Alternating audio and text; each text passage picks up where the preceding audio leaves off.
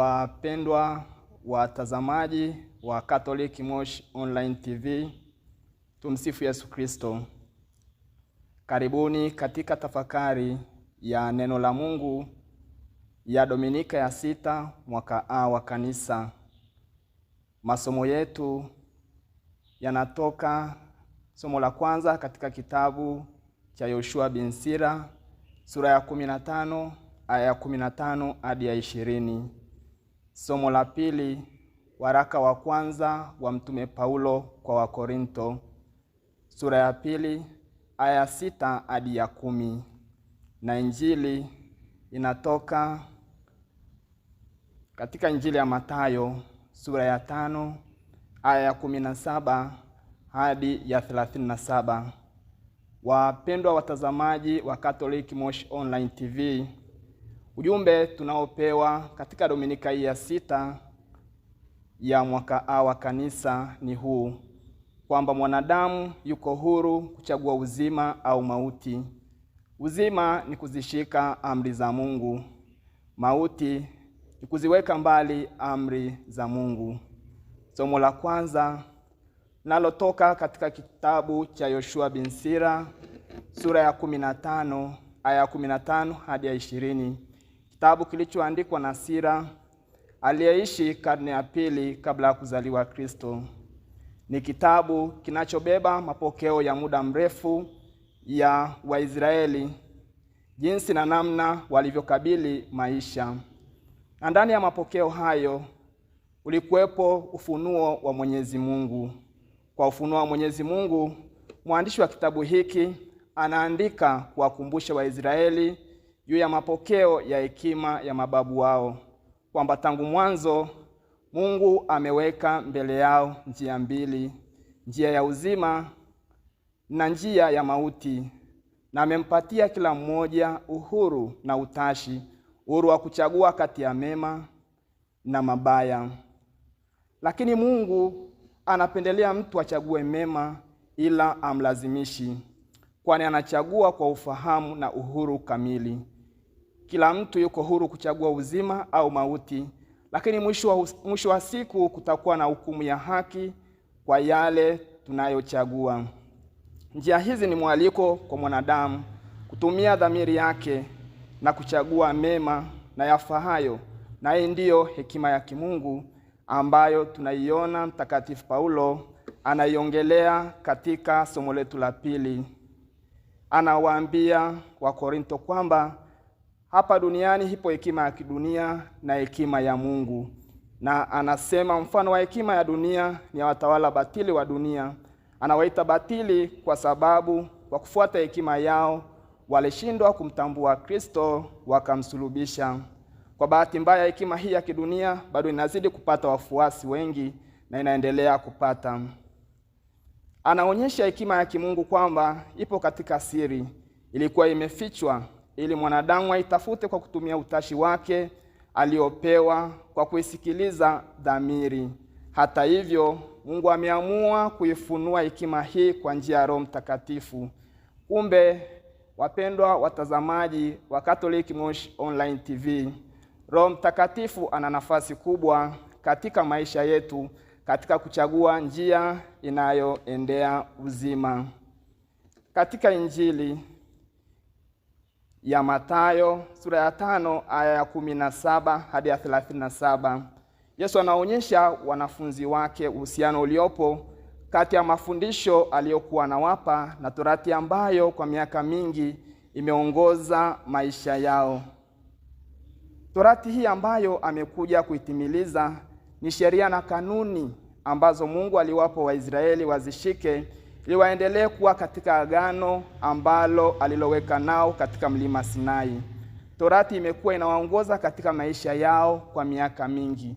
Ni agano ambalo kiini chake ni wema na upendo wa Mungu kwa watu wake. Kwa jinsi hii, Torati haipaswi kupingana na tunu za wema na upendo wa Mungu kwa watu wake. Kushika sheria bila mapendo ni sawa na kuwa na mwili bila roho. Na ndiyo maana anawaambia wafuasi wake kwamba haki yenu isipozidi ile ya waandishi na Mafarisayo, hamtaingia kamwe katika ufalme wa mbinguni. Timilifu wa sheria umebebwa katika upendo, na Yesu mwenyewe anasema, mkipenda mtazishika amri zangu. Napata maneno hayo katika Injili ya Yohane sura ya 14 aya ya 15. Yesu anatoa katekesi ya kina kuhusu amri za Mungu, na zote zinaonyesha roho ya sheria ni upendo daima. Zaidi, zote zinaakisi upendo. Anaelezea kuhusu amri ya 5 ya Mungu, usiue. Anatoa katekesi ya kina, mazingira yote ambayo yanamfanya mtu azame katika hii dhambi, kwamba si tu kwa kumuua mtu kimwili, bali kuna kuwa na hasira na ndugu yako, kuna kuchafua jina la mwenzako, kumnenea maneno mabaya. Hayo yote yanahusisha hii amri ya 5 ya Mungu, usiue. Na hapa kwa kweli Yesu anasisitiza upendo, kwamba tunapaswa kuwapenda wenzetu. Na ndiyo maana anasema, kama ukiwa unatoa sadaka yako na ukatambua kwamba una chochote ambacho si kizuri na ndugu yako, yani umemkosea ndugu yako, kwamba uache sadaka hiyo yako madhabahuni, nenda kwanza kapatane na ndugu yako. Manake kwa Yesu sala inajenga mahusiano mazuri na Mungu pamoja na wenzetu. Anaelezea kuhusu amri ya 6, usizini. Yesu anazama zaidi, anaenda mbali zaidi, na anafika kwenye mzizi, kwenye shina, yaani tamaa mbaya ambayo inapelekea mtu atende hii dhambi ya uzinzi. Wapendwa watazamaji wa Catholic Moshi Online TV, mambo ambayo tunajifunza katika masomo yetu ya leo ni haya yafuatayo. Katika somo la kwanza, Yoshua bin Sira anatupa ujumbe unaotusukuma kufanya uchaguzi sahihi katika maisha yetu. Kila siku tunazungukwa na njia ya uzima na kifo. Tunapaswa kufanya maamuzi sahihi, na maamuzi sahihi hayo yanatanguliwa na amri za Mungu. Kwa hiyo amri za Mungu ndizo zinazotuwezesha kufanya maamuzi sahihi, kuchagua njia inayotupeleka kwenye uzima. Na katika somo la pili tunachojifunza kwamba tunahitaji hekima ya kimungu. Tunahitaji hekima ya kimungu ili tuweze kuchagua na kufanya maamuzi sahihi. Tulipokuwa tunasoma mafundisho, tulifundishwa paji la Roho Mtakatifu, paji la hekima, kwamba hekima ni paji linalotuwezesha kuchagua mambo yanayompendeza Mungu na kuyachukia mambo ya kidunia, yani mambo ya kishetani.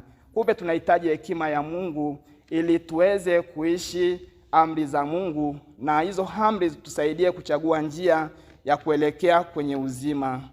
Na katika Injili tunaona kabisa roho ya sheria ni upendo. Ni upendo, kwamba hizi zimewekwa zimsaidie mwanadamu, na huyu mwanadamu akishasaidiwa itakuwa ni rahisi kwake kuchagua njia ya kuelekea kwenye uzima, kuwajali wenzake na kadhalika. Sheria zimewekwa ili tusaidie tuweze kuchagua njia ya kufikia kwenye uzima ambao tunaalikwa na masomo yetu siku ya leo. Lakini pia tunachojifunza pia katika Injili ni msamaha, kwamba kabla hatujatoa sadaka yetu tuhakikishe kwamba tumepatana na wenzetu, tumewasamehe, ndipo tutoe sadaka yetu. Yaani tuna mahusiano mazuri na wenzetu, tuna upendo na wenzetu, ndipo tutoe sadaka yetu.